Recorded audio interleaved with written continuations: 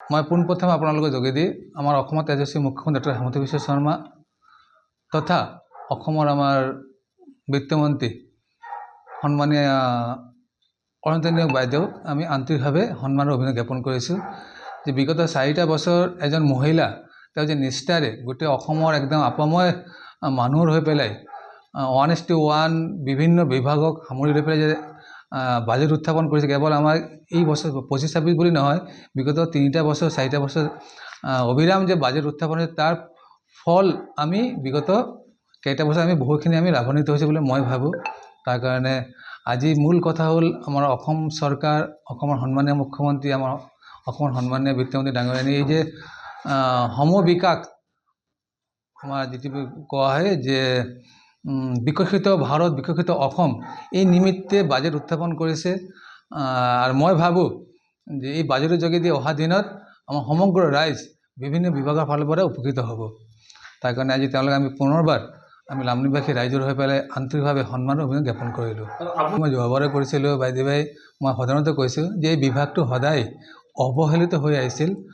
কিন্তু বিশেষকৈ ইতিমধ্যে আমাৰ ভাৰতীয় জনতা পাৰ্টী মিত্ৰজোঁট চৰকাৰ অহাৰ পিছত এটা অভিলেখ ৰূপ আমি পাইছোঁ যে সকলো আমাৰ লামডিং সমষ্টিৰ 7খন আমাৰ ষ্টেট ডিছপেঞ্চাৰী আছে, চাব চেণ্টাৰ আছে, আমাৰ লামডিং, লংকা জৰাজীৰ্ণ স্থিতি ইনফ্ৰাষ্ট্ৰাকচাৰ, আমাৰ নকটি, 1 নং কাকি, 2 নং কাকি, ডেৰাবাথাৰ। তো আল্টিমেট আমাৰ যেনেকৈ লামডিং আমাৰ ডক্টৰ আছে, আমাৰ 4th গ্ৰেড ষ্টাফ আছে, কিন্তু তাত ইনফ্ৰাষ্ট্ৰাকচাৰ ইমান দুৰ্বল, তাত এজন ডক্টৰ ভালকৈ বহাৰ যে পৰিৱেশ, সেই পৰিৱেশটো নাই। লংকা তদ্ৰূপ। তো যোৱাবাৰ মোৰ এটা প্ৰশ্ন আছিল, তাৰ উত্তৰত মই 1 নং কাকি, 2 নং কাকি এটা ফাণ্ড আমি পুঁজি এটা পাইছিলোঁ। এইবাৰ মই কুৱেশ্যনটো কৰিছোঁ, ইতিমধ্যে আমাৰ সন্মানীয় বিভাগীয় মন্ত্ৰী এটা উত্তৰ দিছে, অলৰেডি ডিপাৰ হ'ল। উইদিন শ্বৰ্ট টাইম আমি পুঁজিটো আমি নিশ্চয় পাই যাম।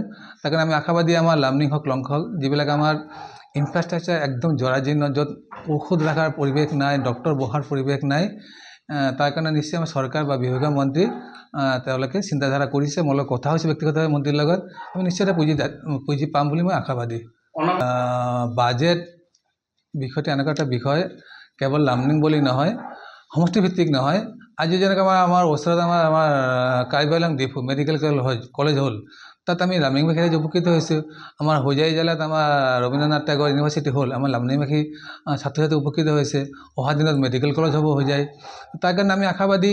আমাৰ কেৱল বাজেট বুলি নহয়, যেনেকৈ আমাৰ লামডিং, আমাৰ এডভান্টেজ আছাম হৈছিল যি নোট 2, তাত আমি ডাঙৰ মাত্ৰাৰে এটা ৰেলৱে ৱৰ্কশ্বপ পাম ঘোষণা কৰিলে আমাৰ ৰেলমন্ত্ৰী মহোদয়ে। আমি আশাবাদী এই বৃহত্তৰ যে আমাৰ ৰেলৱে ৱৰ্কশ্বপটো হ'ব, তাৰ যোগেদি আমাৰ লামডিঙৰ নিবনুৱা সমস্যা বহুখিনি সমাধান হ'ব। আৰু কোনো কল কাৰখানাক বাদ দি পেলাই কোনো এটা ঠাই আৰ্থিকভাৱে স্বাৱলম্বী হ'ব নোৱাৰে। এই নিমিত্তে আমি এটা ডাঙৰ কাৰখানা অলৰেডি ঘোষণা কৰা হ'ল, অহা দিনত নিশ্চয় পাম। ইয়াৰ উপৰিও আমাৰ নৱোদয় এখন ডাঙৰ স্কুল, আপুনি জানে চাগে, নৱোদয় এটা স্কুল আমি লামডিং সমষ্টিত পাইছোঁ, অলৰেডি মাটি চাটি দিয়া হ'ল। টুডে টুমৰো তাত স্থাপনা হ'ব। ইয়াৰ উপৰি বহু ধৰণৰ আঁচনিবিলাক আমি বাজেট বা বাজেটৰ বাহিৰে আমি পাই আছোঁ। আমাৰ লামডিং এটা অলৰেডি মাটিকালি দিয়া হ'ল, এটা গেষ্ট হাউচ নিৰ্মাণ কৰা হ'ল, কিয়নো আমাৰ ভাল এটা গেষ্ট হাউচ নাই, অডিটৰিয়াম নাছিল, অডিটৰিয়াম পাইছোঁ। গেষ্ট হাউচ অলৰেডি যোৱা পৰহিদিন আমি DRC মিটিঙৰ যেতিয়া আমি উত্থাপন কৰিছিলোঁ আমাৰ কথাখিনি, তাত অলৰেডি 1 নং হাতীকালি এটা মাটি লোৱা হ'ল, তাত আমাৰ ডাঙৰ এটা গেষ্ট হাউচ হ'ব। তাৰ কাৰণে বাজেট সৰ্বোপৰি সৰ্বমুখী, জনদৰদী, জনমুখী বাজেট হ'ল। বিশেষকৈ মোৰ কোৱা মতে এই যে আমাৰ সন্মানীয় বিত্তমন্ত্ৰী বা আমাৰ সন্মানীয় মুখ্যমন্ত্ৰীয়ে এটা ঘোষণা কৰিল যে এছাম যুৱক যুৱতী আফটাৰ ডিগ্ৰী আছে যে আৰ্থিক দুৰ্বল, ভাল ল'ৰা ছোৱালী তেওঁলোকে এক্সাম দিয়াৰ কাৰণে তেওঁলোকে ফিনান্সিয়েলি ছাপোৰ্ট নকৰে। তাৰ কাৰণে আমাৰ বাজেটত কি কোৱা হ'ল, তেওঁলোকক মাহিলী এটলিষ্ট এটা এক্সাম দিয়াৰ কাৰণে কিবা পইচা খৰচ পাতি হয়, ইয়াৰ পৰা গুৱাহাটী যাব লাগে, কোনোবাই ডিব্ৰুগড় যাব লাগে, এটা পইচা খৰচ হয়। তাৰ কাৰণে আমাৰ চৰকাৰে কি কৰিলে, প্ৰতি মাহে 1000 টকা দিম বুলি তাত ধাৰ্য কৰা হ'ল।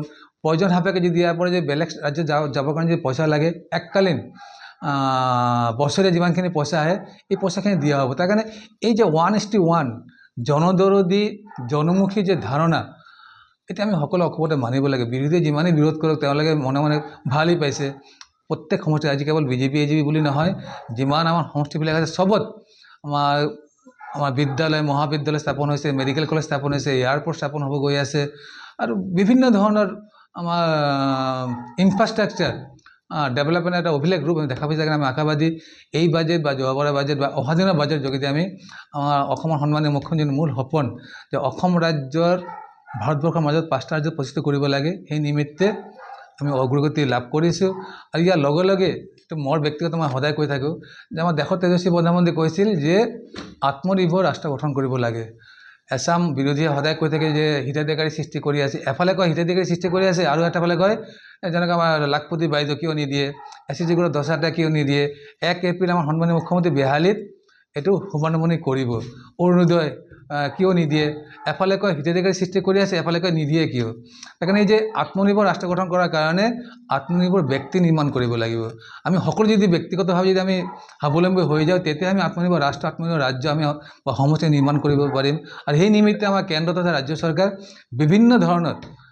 ব্যক্তিগত বা ৰাজহুৱা আঁচনি যোগেদি আমি ব্যক্তিগতভাৱে স্বাৱলম্বী কৰাৰ যে প্ৰয়াস এই প্ৰয়াস আমি সৰ্বান্তৰকৰণে আমি সমৰ্থন জ্ঞাপন কৰিছোঁ টেক্সটো বঢ়োৱা হোৱা নাই আপুনি যদি চাই যে 2016 আগত আৰু আজি বৰ্তমান ডেটত আমাৰ যে স্থিতি এইবাৰ বাজেট আমাৰ টেক্স ক'তো বঢ়াই দিয়া নাই যেনেকুৱা আছে তেনেকুৱাই হ'ল তো টেক্স এইটো আমাৰ এটা পাৰ্ট আমাৰ কেপিটেল যেটা আমাৰ মূল কেপিটেল আজি ইমান এই এডভান্টেজ আছে আমাৰ কিমান লটছ অফ লাখ 1000 crore বিনিয়োগ হ'ল আজি আমাৰ ছেমি কণ্ডাক্টৰ জাগিৰতো আহি গ'ল নাম নলওঁ অলপ আগতে ক'লোঁ নহয় এছাম বিৰোধীয়ে এইটো লাগে সেইটো লাগে বুলি কৈ থাকে আকৌ কয় যে অৰুণোদয় কিয় দিয়া হ'ল ইমান হাজাৰ হাজাৰ কোটি কিয় দিয়া হ'ল তাৰ কাৰণে সন্মানীয় মুখ্যমন্ত্ৰী যদি এনেকৈ যদি হয় তেন্তে আপোনালোকে অৰুণোদয় বাদ দিয়ক নালাগে বুলি কৈ দিয়ক সেইটোও নকয় আমাৰ মুখ্যমন্ত্ৰী কি কৈছিল তেওঁ যদি কয় যে আমাৰ অৰুণোদয় নালাগে বুলি বানপানীতকৈ বেছি স্পীড হ'ব আমাৰ এই অখিল গগৈক ইয়াৰ পৰা বিতাড়িত কৰাৰ কাৰণে তাৰমানে লাগে চবৰ কিন্তু যেতিয়া ভাল কাম হয় তেওঁলোক যেহেতু বিৰোধীটো বিৰোধ কৰাটো স্বাভাৱিক বিৰোধ কৰিবই তেওঁলোকে আমাক যিমান বিৰোধ কৰি আছে ইমানেই আমি উত্থান হৈ আছোঁ আপোনালোকে চাব পাৰ্লামেণ্ট নিৰ্বাচন আপোনালোকে চালে যে ৰাইজ কাৰ লগত আছে 26 নিৰ্বাচন আপোনালোকে চাব যে চৰকাৰ হ'ব আমাৰ নিশ্চিত কেৱল 26 বুলি নহয় কমে আৰু 20-25 বছৰ আমাৰ চৰকাৰ হ'ব আপোনালোকে চাব 26 নিৰ্বাচন হওক পঞ্চায়ত নিৰ্বাচন হওক ৰাইজ কাক ভাল পায় ৰাইজ কাৰ লগত আছে আৰু আমিও ৰাইজৰ লগত আছোঁ যিকোনো খবৰৰ বাবে যোগাযোগ কৰক 7099017330 লগতে 7099017110 নম্বৰত